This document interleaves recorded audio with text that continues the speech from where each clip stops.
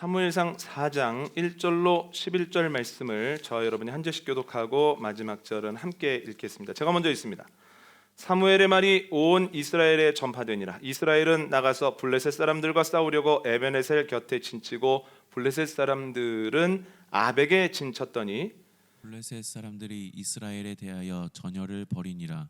그 둘이 싸우다가 이스라엘이 블레셋 사람들 앞에서 패하여 그들에게 전쟁에서 죽임을 당한 군사가 4,000명 가량이라. 백성이 진영으로 돌아오매 이스라엘 장로들이 이르되 여호와께서 어찌하여 우리에게 오늘 블레셋 사람들 앞에서 패하게 하셨는고 우리의 언약궤를 실로에서 우리에게 가져다가 우리 중에 있게 하여 그것으로 우리를 우리 원수들의 손에서 구원하게 하자 하니 이에 백성이 실로에 사람을 보내어 그룹 사이에 계신 만군의 여호와의 언약궤를 거기서 가져왔고 엘리의 두 아들 홈니와 비느하스는 하나님의 언약궤와 함께 거기에 있었더라. 여호와의 언약궤가 진영에 들어올 때에 온 이스라엘이 큰 소리로 외치며 땅이 울린지라. 블레셋 사람이 그 외치는 소리를 듣고 이르되 히브리 진영에서 큰 소리로 외침은 어찌 됨이냐 하다가 여호와의 궤가 진영에 들어온 줄을 깨달은지라. 블레셋 사람이 두려워하여 이르되 신이 진영에 이르렀도다 하고 또 이르되 우리에게 화로다. 전날에는 이런 일이 없었도다. 우리에게 화로다. 누가 우리를 이 능한 신들의 손에서 건지리요.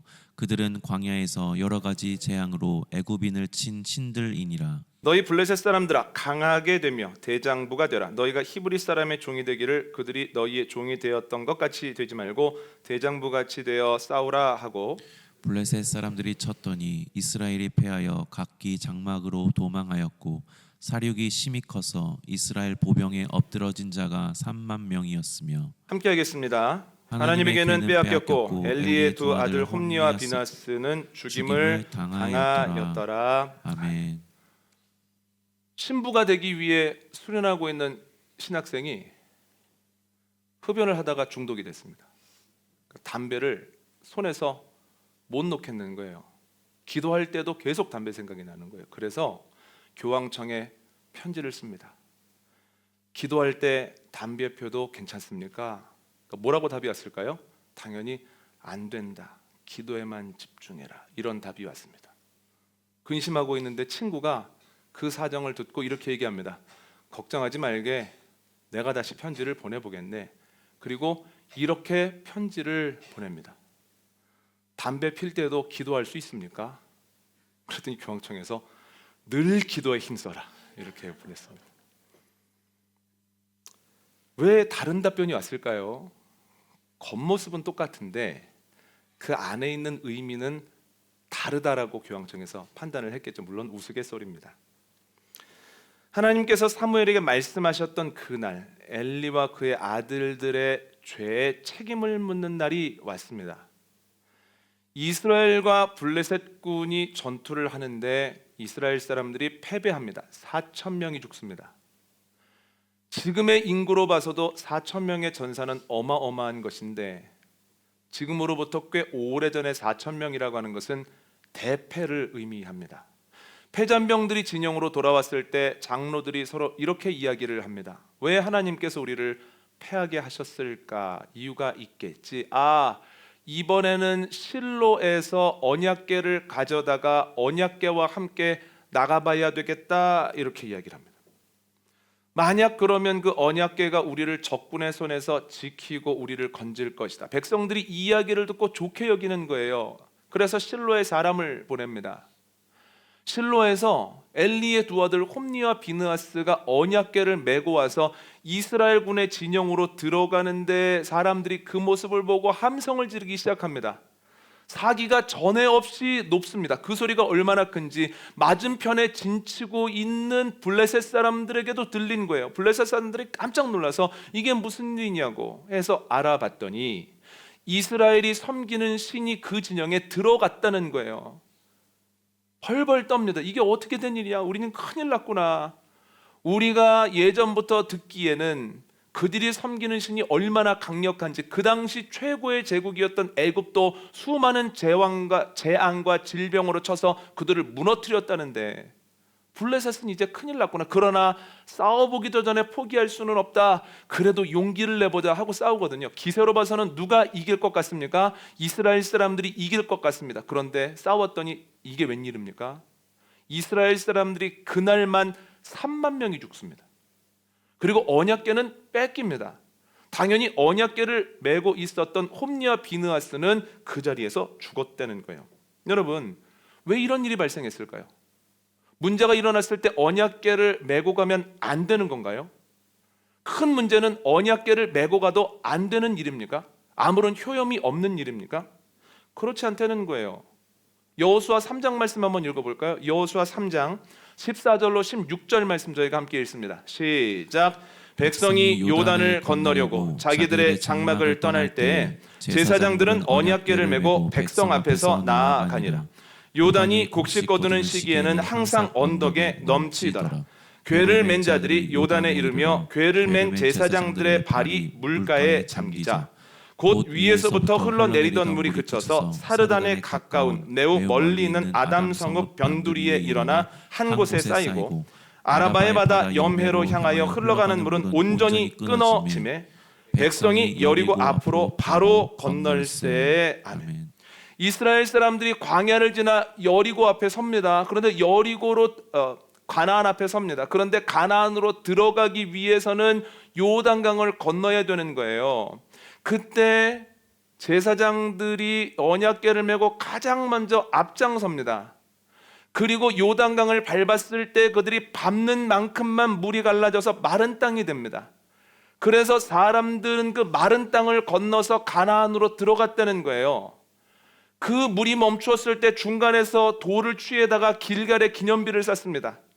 이 사건은 매우 놀라운 사건으로 요단이라는 문제가 길갈이라는 간증이 된 사건이다. 이렇게 정리를 해볼 수가 있겠습니다. 이것을 보면 언약궤를 앞세우면 안 되는구나, 언약궤를 앞세워도 소용없구나 라고 하는 공식은 맞지 않는다는 거예요. 그러면 왜 같이 보이는 사건인데 여호수아에서 나오는 말씀은 이렇게 능력이 있었느냐라고 하는 거예요. 그들이 어떤 일을 행하였느냐 한번 읽어볼까요? 여호수아 3장 7절 8절 그리고 13절을 읽도록 하겠습니다. 먼저 7절 8절입니다. 시작. 여호와께서 여호수아에게 이르시되 내가 오늘부터 시작하여 너를 온 이스라엘의 목전에서 크게 하여 내가 모세와 함께 있었던 것 같이 너와 함께 있는 것을 그들이 알게 하리라. 너는 언약궤를 맨 제사장들에게 명령하여 이르기를 너희가 요단 물가에 이르거든 요단에 들어서라 하라. 아멘. 13절입니다. 시작.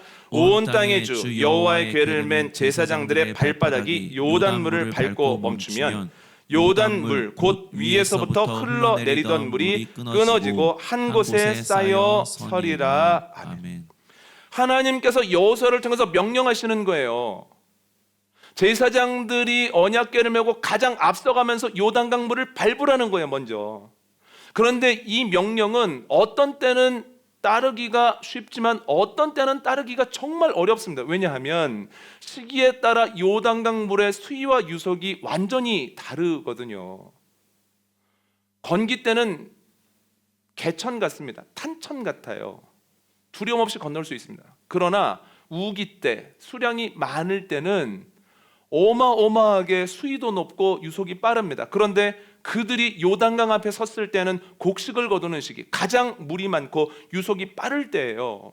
주님의 말씀대로 언약궤를 메고 물을 밟았는데 그 물이 계속 흘러버리면 굉장히 어려운 일을 당할 수 있다는 거예요. 그럼에도 불구하고 믿음 가지고 제사장들이 언약궤 메고 물을 밟았다라고 하는 거죠. 그랬더니 물이 멈추고 이스라엘 사람들이 마른 땅을 걸어 가나안으로 들어갔다라고 하는 거죠. 그러면 여호수아 3장에서 나타난 사건을 한마디로 정리하자면 하나님 명령에 대한 순종입니다. 그런데 여러분, 오늘 본문에서 언약궤가 맨 앞에 가게 된 이유가 뭘까요? 한번 읽어볼까요? 오늘 본문 3절 4절 함께 읽습니다. 시작. 백성이 진영으로 돌아오매 이스라엘 장로들이 이르되 여호와께서 어찌하여 우리에게 오늘 블레셋 사람들 앞에 패하게 하셨는고 여호와의 언약궤를 실로에서 우리에게로 가져다가 우리 중에 있게 하여 그곳으로 우리를 우리 원수들의 손에서 구원하게 하자 하니, 이에 백성이 실로에 사람을 보내어 그룹 사이에 계신 만군의 여호와의 언약궤를 거기서 가져왔고, 엘리의 두 아들 홈니와 비느하스는 하나님의 언약궤와 함께 거기에 있었더라. 아멘. 블레셋과의 싸움에서 패하고 돌아왔을 때 백성의 장로들이 이렇게 이야기를 합니다. 하나님께서 왜 우리 패배하게 하셨을까? 바른 반응입니까? 바르지 않은 반응입니까? 바른 반응이라는 거예요. 이런 이야기를 할 수 있는 이유는 싸움의 승패는 칼과 창에 있지 아니하고 여호와께 있다라고 하는 것을 분명히 알고 있기 때문입니다. 여기까지는 괜찮은데 이 다음이 문제입니다. 여러분, 물어봤으면 그 다음에 뭘 해야 됩니까? 들어야죠. 왜 패배를 했는지, 다시 패배를 안 하려면 어떻게 하면 좋겠는지를 하나님께 듣고 움직이는 것이 맞습니다. 그런데 그것을 묻고는 자기들이 임의대로 결정을 합니다. 여호와의 언약궤가 없어서 졌나 봐. 여호와의 언약궤를 가지고 가면 이길 것 같아. 전에도 그랬었잖아. 여호수아 사건을 이미 알고 있거든요. 언약궤를 앞으로 지고 갔을 때 요단강도 건넜잖아. 그리고 여호와에게는 하나님의 임재를 상징하는데, 그것도 하나님인데 만약에 언약궤를 가지고 갔는데 패배한다면 하나님 망신 아니야? 그러면 하나님은 본인의 위신을 위해서라도 우리에게 패배하게 하시진 않을 거 아니야. 그러니까 이거는 묘수야 하면서 가지고 갔더라는 거예요. 여러분, 여호수아 3장과 오늘 본문에는 똑같이 언약궤가 등장합니다. 언약궤를 제사장이 메고 갑니다. 제사장이 가장 앞서 나아갑니다. 그러나 모양은 같아도 의미는 다르다는 거예요. 전자는 음성을 듣고 어렵지만 순종한 거고, 후자는 음성이 없었음에도 불구하고 자기 임의대로 결정해서 그렇지 않겠어? 이게 신앙의 원리 아니겠어? 이것도 하나님 뜻 아니겠어? 하면서 나아갔다라고 하는 거예요. 모양은 똑같으나 의미가 완전히 다르죠. 팀 켈러 목사님은 내가 만든 신이라고 하는 책을 썼습니다. 그런데 그 책 제목의 표현을 빌리자면 요단강을 건너갈 때는 나를 만든 신을 쫓아간 거예요. 나를 만든 신이 명령했을 때 순종한 거 아닙니까? 그런데 오늘 본문에 나오는 사람들은 나를 만든 신을 쫓아간 것이 아니라 내가 만든 신, 내가 만든 그 무엇인가를 앞세우고 갔다라고 하는 거예요. 그러니 결과가 다를 수밖에요. 나를 만든 신을 따라 순종했을 때는 요단강이라고 하는 문제를 거뜬히 넘어서서 문제가 간증되지 않습니까? 그러나 내가 만든 신을 앞세우고 갈 때는 그 언약궤가 들어올 때 사기도 오르고 그 소리를 듣고 블레셋 사람들이 이게 뭐야 라고 깜짝 놀라기는 했으나 결국 문제를 만나 부딪혀보니 문제를 이기지 못하더라는 거예요. 팀 켈러 목사는 자신의 책 내가 만든 신에서 이렇게 이야기를 합니다. 아주 강렬합니다. 내가 만든 신은 반드시 나를 배신한다. 여러분, 똑같이 신앙생활하고 똑같이 사역하고 목회하는 것 같아도 누군가는 나를 만든 신을 따라가고 누군가는 내가 만든 신을 앞세우고 간다라고 하는 거예요. 나를 만든 신을 따라가는 이들은 문제 앞에서 주님이 얼마나 강력한지를 경험한다는 거예요. 그러나 내가 만든 신을 앞세우고 갔던 사람들은 자꾸 이상한 겁니다. 이거 돼야 되는데, 이거 되는 게 맞는 것 같은데 이게 왜 안 되지? 왜 점점 문제가 커지지? 왜 점점 허물어져 가지? 이상하기도 하고 두려움을 계속 느낄 수밖에 없다는 거죠. 이게 뭡니까? 내가 만든 신에 배신을 당한 거다라는 거예요. 여러분, 내가 만든 신이 아니라 나를 만든 신을 사랑하고 예배하고 따라가는 저와 여러분 되어주시기를 원합니다. 나를 만든 신을 따라갈 때 그 길의 끝에 주님이 계시다는 거예요. 나를 만든 신을 따라가게 되었을 때 주님께서 내가 너를 도무지 알지 못하겠다, 불법을 행하는 자들아 라고 말씀하시지 않고 착하고 충성된 종아, 내가 너를 잘 알고 있어. 내가 너의 모든 것을 봤어. 그 마음의 싸움을 봤어. 그 외적인 어려움을 이기려고 하는 걸 봤어. 최선을 다하는 것을 봤어. 내가 너를 기뻐한다. 너를 인정한다. 너는 좁은 문으로 들어가서 협착한 길을 걷다가 지금 여기까지 왔구나. 천국 잔치에 참여하라라고 하는 주님의 칭찬을 받게 된다라고 하는 거예요. 그렇다면 내가 누구를 따르고 있느냐가 중요하다라고 하는 거예요. 내가 누구를 따르고 있느냐? 나를 만든 신이냐, 내가 만든 신이냐. 그런데 여러분, 팀 켈러 목사는 내가 만든 신이라고 하는 책에서 하나님보다 중요하게 여기는 것, 이것만 있으면 내 삶에 의미가 있을 것 같은 것들을 우상, 가짜신, 내가 만든 신으로 표현을 하거든요. 그런데 보편적으로는 이런 겁니다. 아주 오래된 소원, 이것만 이루면 내 인생이 참 의미 있겠어. 물질, 권력, 명예, 이런 것들입니다. 그런데 이런 것들로만 국한된다면 이건 우상이야, 가짜신이야, 내가 만든 신이야 하고 말면 좋은데, 이런 것들이 아니면서 신앙생활을 열심히 한 분들의 경우에는 내가 지금 나를 만든 신을 쫓아가는 것인지 내가 만든 신을 앞세우고 가는 것인지를 구분하기가 너무 어렵다는 거예요. 누구를 따르느냐가 중요한데, 그러면 내가 누구를 따르고 있는가를 점검해야 될 것 아닙니까? 그래서 오늘은 나를 만든 신을 따라가고 있다고 하는 것을 확증받기 위해서 우리가 뭘 점검해야 되는가에 대해서 두 가지를 나눌 건데, 첫 번째는 뭐냐면 음성이 있었는가입니다. 앞에서도 말씀을 드렸지만 여호수아 3장과 오늘 본문의 가장 큰 차이는 무엇입니까? 음성의 여부입니다. 여호수아 3장에서는 하나님의 음성이 있었습니다. 오늘 본문에서는 하나님의 음성을 듣지도 아니하고 자기 의대로 했다는 거예요. 그러므로 가장 중요한 것은 하나님의 음성 여부죠. 그러면 어떤 방식으로 하나님의 음성이 우리에게 주어질까요? 우리가 원하는 방식은 새벽에 나누는 예레미야처럼, 주일에 나누는 사무엘처럼 귀에 대고 확실하게 말씀해 주셨으면 참 좋겠습니다만, 하나님께서 그렇게 하시지 않는다는 거예요. 지금은 더더욱 그런 방식으로는 말씀을 해 주시지 않습니다. 왜냐하면 그때는 필기도구가 너무너무 귀할 때입니다. 보통 파피루스에다가 쓴 지도 얼마 안 됐는데, 하나님의 그 창조 연륜으로 보면 파피루스마저도 어마어마하게 비쌌다는 거예요. 인쇄술이 등장한 지도 몇백 년 안 됐습니다.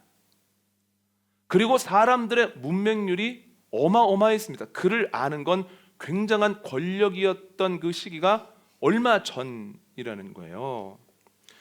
여러분, 그래서 하나님께서 그때 사람들에게 그의 음성을 주시는 가장 좋은 방법은 사람들에게 직접 말씀하시거나 아니면 선지자들에게 주님의 말씀을 주시면 선지자들이 명령 따라서 다 전하고 다니는 겁니다. 그래서 선포된 말씀이 하나님께서 사람들에게 음성을 전해주시는 주요한 방법, 거의 그거밖에 없었습니다.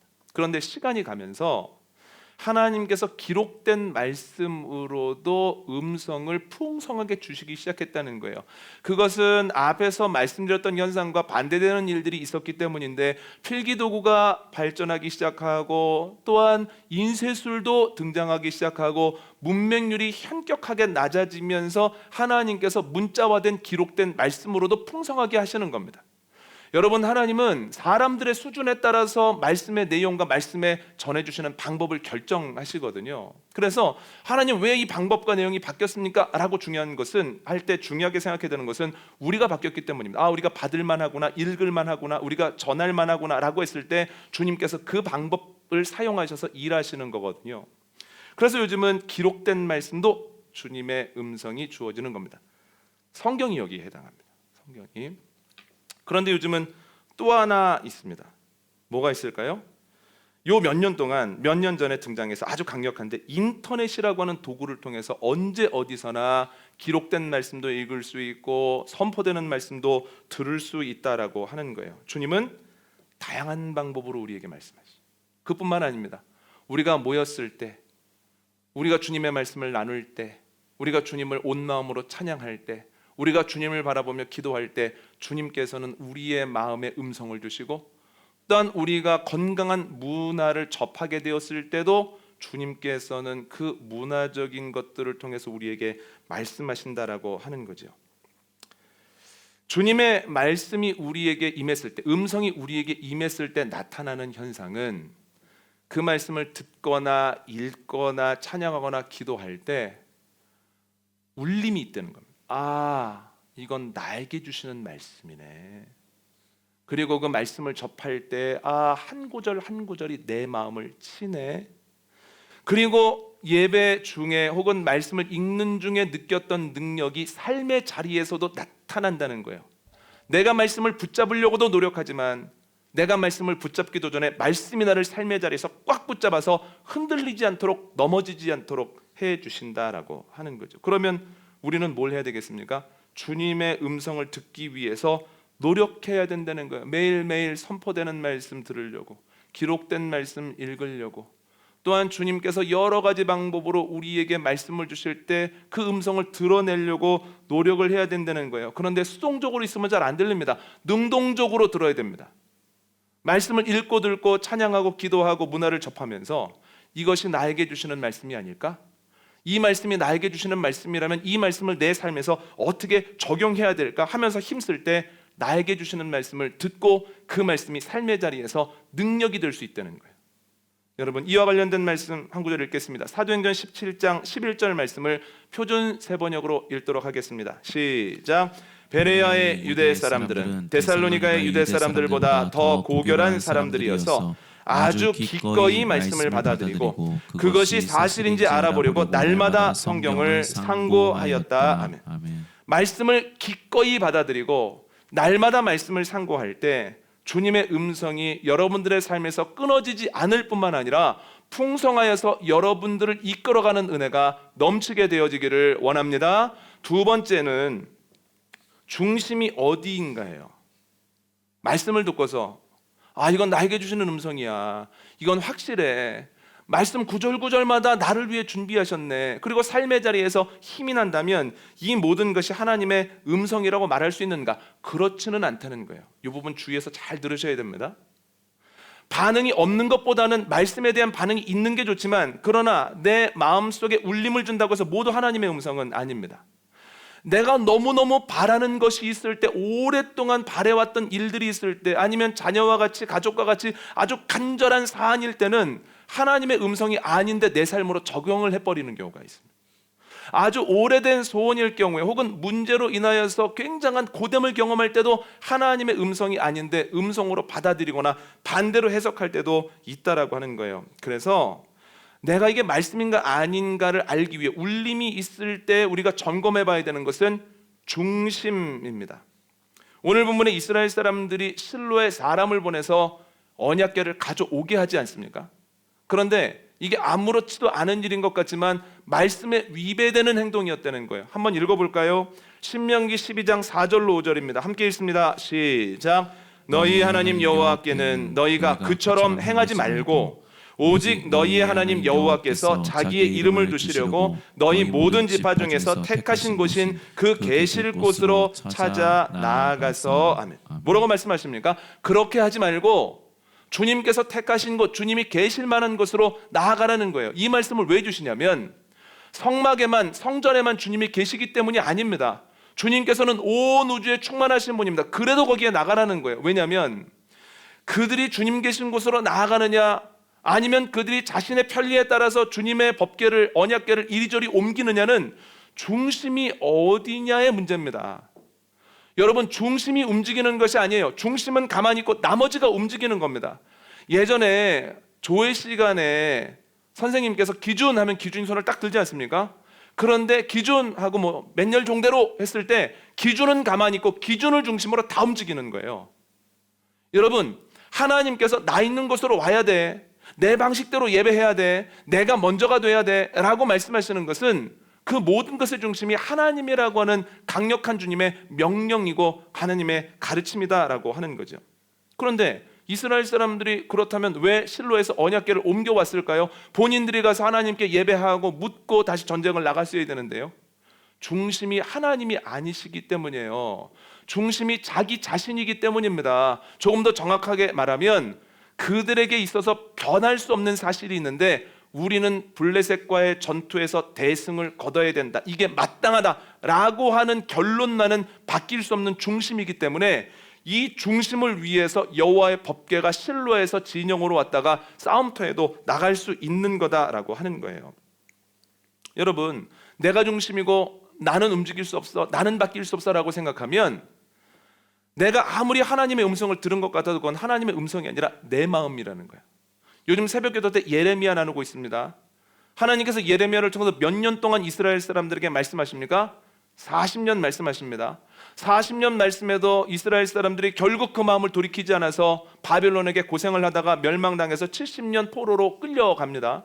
그런데 40년 동안 말씀하셨음에도 불구하고 왜 하나님의 말씀을 이스라엘 사람들이 듣지 않았을까요? 본인이 중심이었기 때문에. 보다 자세하게 말씀을 드리면 예루살렘은 하나님의 성인데 함락되겠어?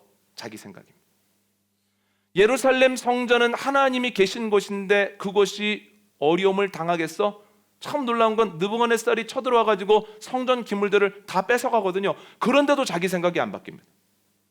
하나님의 성전에 있던 기물들을 가지고 갔으니 바벨론 사람들을 혼내주시고 다시 기물들을 가지고 오지 않겠어? 자기 생각이 있는 거고, 그 자기 생각을 하나님의 음성을 듣지도 아니하고 확인해주는 거짓 선지자들이 있다는 거예요. 하나냐 같은 사람들이 득실득실했습니다. 그런데 사람들은 자기 생각을 확증해주는 그 사람들에게 몰려가서 칭찬하고 그렇게 될 것이라고 서로 축복을 했다라고 하는 거예요. 여러분, 주님은 이스라엘 사람들에게 단순히 풍요나 단순히 평안함을 주시지 않습니다.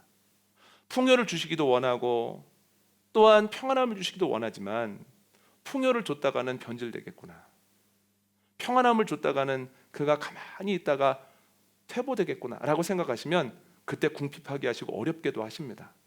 왜냐하면 하나님의 뜻은 우리가 편안하게 사는 것을 넘어서서 우리가 가치 있게 사는 것을 원하시기 때문이에요. 그래서 여러분, 우리는 때때로 어려움을 겪을 때도 있고 죄에 대한 책임을 져야 될 때도 있는 겁니다. 하나님의 도성 예루살렘도 때로 어려울 때가 있고 하나님께서 흩으시면 성전도 무너졌다가 다시 세워질 때가 있는 거예요. 그런데 나는 안 어렵겠지, 나는 문제 없어야지, 나는 잘 되겠지 라는 생각을 하면 하나님께서 곤고함을 통해서 주시고자 하는 말씀을 우리가 흘려듣다가 점점 어려워지는 경우가 있다라고 하는 거예요. 설교를 시작하면서 말씀드렸던 예화에서 신학생의 중심은 무엇입니까? 주님께 드리는 기도가 중심입니까? 아니면 자신의 습관을 유지하겠다는 겁니까? 기도가 아니라 습관이라는 거예요. 그래서 그와 그 친구가 아무리 모양을 달리해서 편지를 써도 그 중심은 변하지 않습니다. 아무리 포장을 잘해도 중심은 똑같습니다. 내 습관을 유지하고 싶어요. 하나님보다는 내 습관이 우선입니다. 내 일이 먼저예요 라는 거죠. 청년기를 지나면서 이런 이야기를 하는 선후배들이 종종 있었습니다. 나는 하나님께 물질을 많이 달라고 기도하고 있어. 주님께서 그 물질을 주시면 나는 그 물질로 하나님의 일에 참여할 거야. 중심이 어디에 있습니까? 하나님의 일에 있습니까? 나의 넉넉한 소유에 있습니까? 나의 넉넉한 소유에 있다는 거예요. 아무리 포장을 해도 중심까지 감찰하시는 하나님을 속일 수 없습니다. 제 눈에도 확연한데 왜 하나님의 눈에 드러나지 않겠습니까? 그 중심이 하나님께 있지 아니하고 소유에 있으면 하나님께서 진정한 복에 대한 말씀을 하셔도 그렇게 그것을 적용하면 안 되는데 자꾸만 나에게 주시는 말씀이 아닌데 자기 말씀으로 받고, 또한 그렇게 해석하면 안 되는데 그렇게 해석을 하는 가운데에서 자꾸만 오판을 하게 되어 있다라고 하는 거죠. 주님을 중심으로 살아가는 사람들에게 가장 중요한 것은 그의 나라와 의라는 거예요. 그의 나라와 의를 중심으로 삼을 때 그것을 위해서 열심히 살아가다 보면 주님께서 눈에 보이지 않는 것으로나 눈에 보이는 것으로나 내 세대뿐 아니라 내 윗세대 부모님들뿐만 아니라 우리 아이들의 세대, 그 밑에 세대에도 주님이 역사하신다는 거예요. 주님 뭐라고 말씀하셨습니까? 먼저 그의 나라와 의를 구하라. 그러면 모든 것을 너에게 더하시리라. 중심이 어디냐는 거예요. 너희가 중심을 바로잡을 때 그 나머지 것들이 탄탄해질 거라는 거예요. 여러분, 여러분들의 중심은 어디에 있습니까? 여러분들은 지금 내가 만든 신을 따라가고 있습니까? 아니면 나를 만든 신에 순종하여 나아가고 있습니까? 우리들의 중심이 주님께 있기를 원하고 우리가 따라가는 것이 나를 만든 신이 되어서 이 길의 끝에서 주님을 만날 뿐만 아니라 그 과정 중에 만나는 여러 가지 어려움들을 간증으로 만들어가는 역사가 저와 여러분에게 넘치게 되어지기를 원합니다. 그러한 일주일 되기를 축원합니다. 오늘 말씀 정리합니다. 여러분, 똑같이 신앙생활을 하는 것 같아도 나를 만든 신과 내가 만든 신을 따라가는 그 차이가 있습니다. 나를 만든 신이냐 내가 만든 신이냐, 그 구별의 중심에는 주님의 음성이 있었느냐 없었느냐가 있다는 거예요. 주님의 음성을 들었는가 아닌가를 점검하기 위해서는 첫 번째는 말씀이 있었는가에 대해서 얘기를 해요. 나에게 주신 말씀이 있었는가. 두 번째는 그 말씀을 들을 때 내 중심이 나였는가 하나님이었는가를 점검해야 된다는 거예요. 여러분, 주님이 중심인 사람들, 나를 만든 신을 따라가는 복된 인생을 살아가는 사람들 되기를 축원합니다.